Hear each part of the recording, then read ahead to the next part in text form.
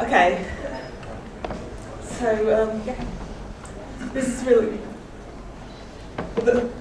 the story starts in late 19th century Melbourne, and atheism and free thought had been going on for a while around the country, but this is as good a place as any. The Australasian Secular Association was an interesting organisation. When they split, they did it with guns. But hey, just like us, they were full of drama and ridiculousness. But there were a few differences, I think. Back then, 1898 or so, it was a minority. It really was a minority. And we atheists couldn't like to think of ourselves as a minority sometimes, but those of us who identify maybe, but there's an awful lot of non-believers out there. You can, odds are when you go somewhere you can actually find a person you can consider sane to talk to. They were a pariah community, really. So they had a Sunday lyceum to teach their kids. They had picnics where they would parade through the streets with embroidered banners like the socialists did, and it was all very grand because they had to do it for themselves. In fact, nobody would give them anywhere to rent to be able to do their thing, so they actually built the Hall of Science, which is apparently only the second in the world, a purpose-built free thought building. So pretty nice. They had something going. So they could be more radical than we could just by saying, I'm an atheist.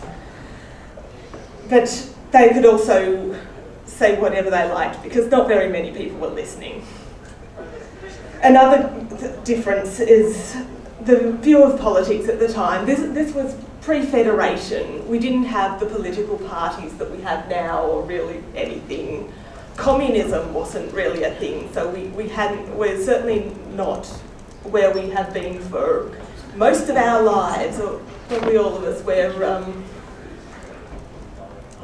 communism has associated socialism and the left with totalitarianism and then collapse. Things are different now. In 1890, Australia had just narrowly escaped a civil war, in fact. So politics was very different. And now we talk of politics, and we even did it outside, where discussing politics turned to discussing Labor and Liberal and how they're the same.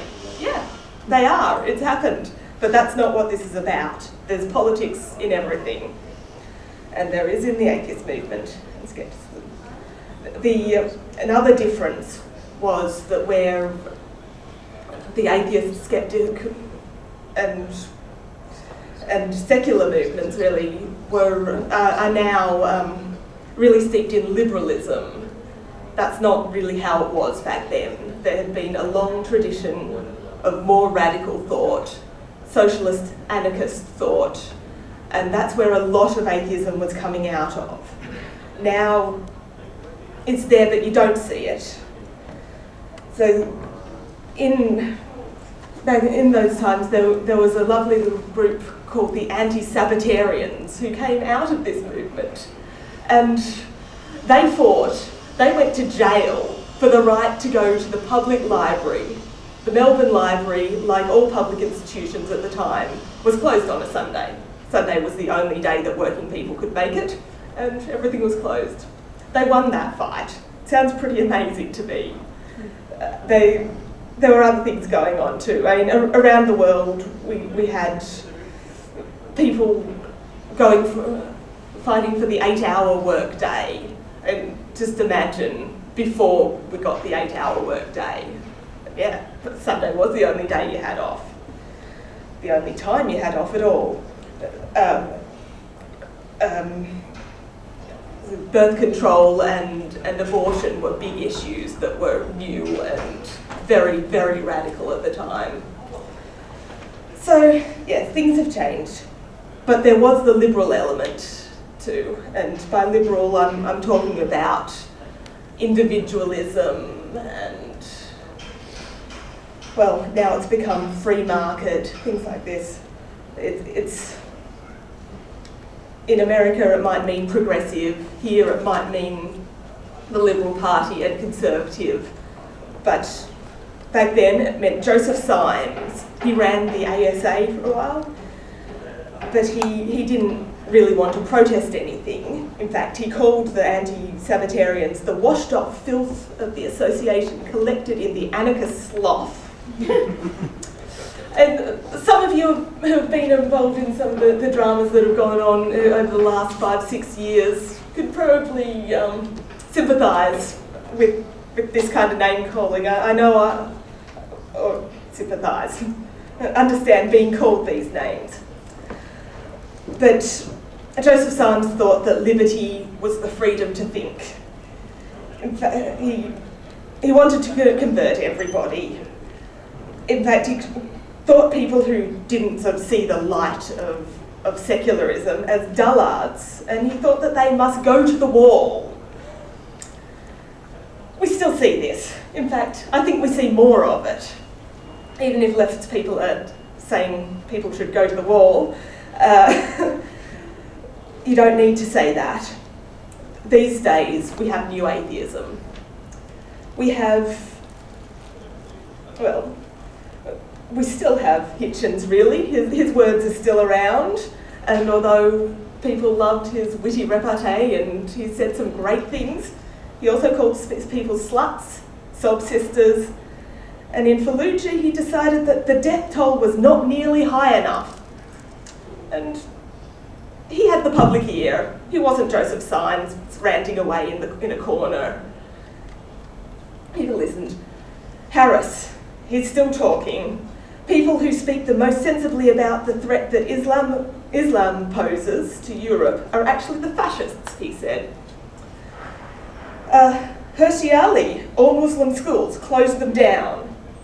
And, well, Dawkins has said a lot, but he's pretty well known for his sexist comments as well as his biology and other good stuff he's done. So, we have great people in these movements. We've got all 90 or something of us here. There are people around. Every time I say there aren't women up the top of atheism, people list a bunch of people. Everyone's doing good stuff, but we're still not being heard. We're still being represented by these people, the new atheists, the people who have accepted that term, the people who supported Bush in his wars. As Jeff Sparrow called them, not only liberals outspokenly, but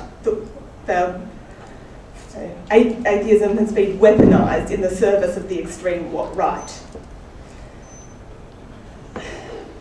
Certainly some of us, as he also said, oppose the worst excesses of Islamophobia and have the grace to find the polemical excesses of Harris et al. Somewhat embarrassing. But I think we need to do more than find the worst bits a bit embarrassing. We need to speak out, and we need to actually be seen. I've also noticed that most lefties, most of the political people I know, the amazing people with opinions, some are here, but most the people who identify as socialist or anarchist, or the people who don't, but atheists who see religion as one amongst many institutions and forces in our society that are oppressive, they won't touch these movements with a barge pole.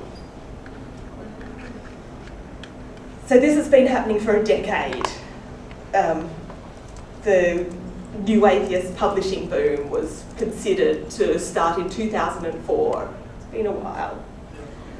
But things came to a head last year, and it was mostly over sexism in the atheist and skeptic movements, mostly in America.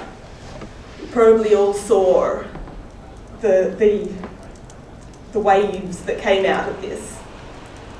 And there are a lot of names that got thrown around and slandered quite a lot. Jen McCreight is one that I didn't hear people talking about much, but she is the one who actually started Atheism Plus. She was active in atheist movements where she was for several years. She was well loved, she was successful, she started up the non-theist movement at her rather conservative uni. Good stuff, and I say so, I do things like that. She ran Boobquake, which was what do you call it? A phenomenon. Response. Yes, a response. A science experiment. It was. So, for those who don't know, somebody said that immodest dress caused earthquakes. So she ran with that. She got people together in one place, well, it turned out many places, in immodest dress. And she did the science of whether it caused earthquakes. Actually, there were earthquakes all the time. There were somewhat less at that time than average, which was very convenient. But the earthquake it really caused was within the movement. She started getting millions of propositions from strangers around the world. And of course, because she had mentioned the word boobs and done this thing, of course, it was obviously, she was consenting, obviously, to all these things. It was assumed. People just snowed her in this stuff. And when she politely declined, then it turned to vicious insults. Over the internet, not over the internet, everywhere. So she started talking about feminism. She says that, I thought messages like, please stop sexually harassing me, would be simple for skeptics and rationalists. Her own communities didn't think it was so. No, her communities called her a man-hating, castrating, humorless, ugly, overreacting harpy. There were floods of rape jokes. There were death threats, there were rape threats. A year before, Rebecca Watson, one of the names that is heard more, basically, according to McCreight, Watson said, guys, don't do that. And a year later, she was still receiving constant death and rape threats, to the point that she went to the cops. Not that they were any use, but this is serious stuff. Some of those threats were, I mean, it's bad enough to get constant death and rape threats, but when you find out that there are people close by who have a Facebook page and basically a shrine to you with bullseyes on you, this is not the kind of thing you can brush off too easily. I know people are talking about things like this in another talk on how to get hated. When you do something like that, you've got to look out. But so whatever else may or may not have happened with women being aggressive and unreasonable, otherwise unacceptable, I heard people talking about that too around here. But this is where it came from. So McCreight started Atheism Plus. It was intended as atheism plus skepticism plus humanism, putting them all together, taking the phrase that really sticks out, atheism, the term, not just sitting back with being a humanist and saying, well, just let's do nice things. This is atheism, and it's not just about the one proposition of whether or not there's a God. It's making something real out of it. She says it's time for a new wave that cares about how religion affects everyone and applies skepticism to everything, including social issues. And I think the real thing is including to itself. I think she has it right in the models of the anti-Sabbatarians and all the other people who fought for amazing things that have shaped our world in the late 19th century that we've mostly forgotten because we can. But she was talking about feminism, so she was held down even more. Once she started blogging about these things that I'm saying right now, it got worse from her own communities. This tells me, it highlights that actually she was on the right track. If this is what's happening, we need to know, we need to do. We can't just sit back, try and convert people to atheism, say they're wrong. But that movement, that Atheism Plus, I think maybe it's gone as far as it can go considering the backlash. Well, I'm proposing not just a laundry list of good things to add to atheism, to try and associate them to make it better, but to actually theorise a good solid basis for a left-wing, a radical atheism, a part of atheism, like we had back in the 19th century, where the Symes and Sydney atheists who want to proselytise, the president of Sydney Atheists currently, who wants to proselytise, can do their thing. Dawkins can say what Dawkins says. Dawkins can do the good stuff that Dawkins does when Dawkins does good things. But we don't have to follow that. We can be something on our own and not just be a yes but or an and also. So I think critical atheism is where it's at. Critical theory, not from critical thinking particularly. I think we've got that down. So the fundamentals of critical atheism is to critique religion within society, not alone. Thus, anti-Islamophobia, anti-sexism. Also praxis, the confluence of theory and practice. To not just sit and talk, but also not just do without the theory. But for this to become something, we need anyone here who considers themselves a little more left than, a little more radical than liberalism, or anyone who's interested really, to actually contribute to making something of this, to making it a coherent entity of its own. Thank you.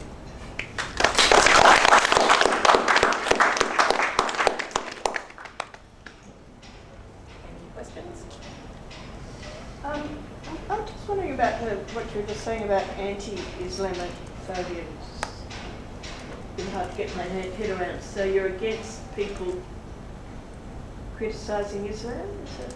No, it's not about criticising Islam. It's, well, the quotes that I read out, I think, give a feel of it. The death toll is not nearly high enough. People must die because they believe this. It's very different from, this thing is a religion, it has problems with it, it is causing these problems in the world. What can we do? How can we help the people who are oppressed by it? Not just how can we make them ours. Does that give you an idea? It's a big topic. I just find it interesting that it's separate to, is it separate to anti-theism? I think the way racism plays into it, it has its own extras that... See, I have a real problem with Islam. Okay, sure. But it's got nothing to do with race. It's purely from a female perspective. Yeah, well, the question I think then is how you're dealing with that. Are you going to... no, I'm not doing it. Hitchens supported the Bush's war. Yes. And one of the things he said was it's because women are oppressed, so let's go bomb them.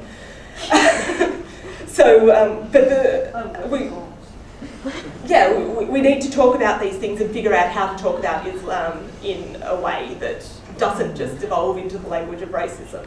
Absolutely. Yeah.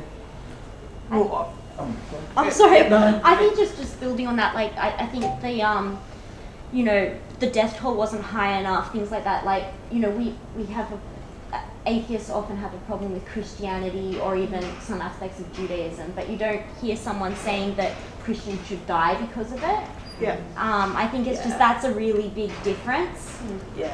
I think the other part of the argument to that is there's not very many Christians saying atheists should die. But it doesn't matter. No, nowhere near as many. There are some saying that we shouldn't be trusted, and that.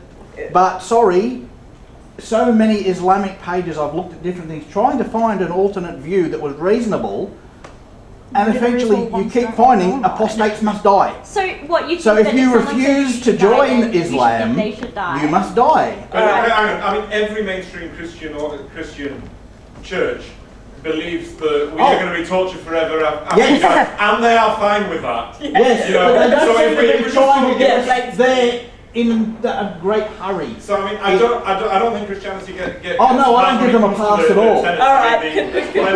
About Christianity. I think we're going to maybe have to have a separate session Yeah. about Islam specifically. But no, sorry. What was at the back? David's theology is out of date. It used to be eternally true and undeniable that we would all be tortured after death, but times have changed. Well, it wasn't eternal, was it? The Catholics have changed their mind and you just die. I love sexy new Catholicism. Is it a book or a movie? It's a movie. I just want to make one more comment. Just further to what I said earlier, I think all religions are inherently sexist. I just think Islam is a very extreme example of that. Religion is. There One is group of female-centric people paganism, usually mate, make- you're forgetting that one. Beg pardon? Female-centric paganism, you're forgetting that. Religion And what's is. happened to And that? where is that? Where is that? 2 minutes, Kate. Religion consists of one group of people, usually men, telling another group of people, usually women, what to do. Yeah. Pretty good basics. Coming back to the away from the religion aspect, there was a gap I didn't quite understand. Your call to action was for a left-wing atheism, is that fair? But your objection seems to be with Islamophobia, sexism, non-critical thinking in atheism. And I just couldn't work out what about the conservative atheists? Why are they being excluded? There's a gap. Well, actual conservative atheists don't show up very much. They're there, but they don't talk to me. What I'm really engaging with is the split between liberal atheists and more radical. And it's hard to work with these terms because people don't understand the terms. That's why we need to do this theorising. Okay. But if liberal atheists want to come and take on all the things we're talking about, and they will grow from sexism and Islamophobia, they're just the big ticket things that have been big issues, then come along. But that's a process of being radicalised, so they might not end up liberal. Good.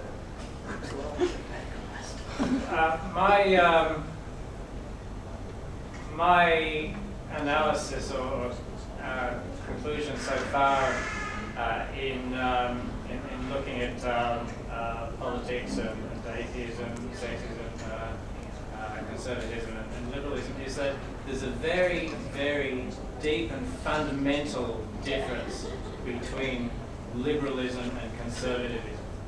Yep. And it is a difficult, it's something that somebody will construct their entire worldview if they analyse it, if they think it through on one basis or the other. It's very difficult to cross that divide. Now, I wrote my talk from the perspective that pretty much everybody in this room would have a liberal outlook on life. It's not going to get across to the conservatives for various reasons. And if you look at the science on the subject, one of the slides I didn't show, I actually listed a couple of papers where scientists have analysed brain differences between conservatives and liberals and found distinct differences in two brain areas, whereby conservatives are more driven by fear, and I don't want to imply causation here, but the areas of the brain that light up more for conservatives are based on fear and low effort thought processes. We've got to wrap it up now. Yes, I'd love to talk to you more about that, but what I've been talking about is how you go beyond liberalism. All the people I'm talking about can be lumped into liberalism by, say, Americans who love the term, just in the language. But there's more to do. So thanks.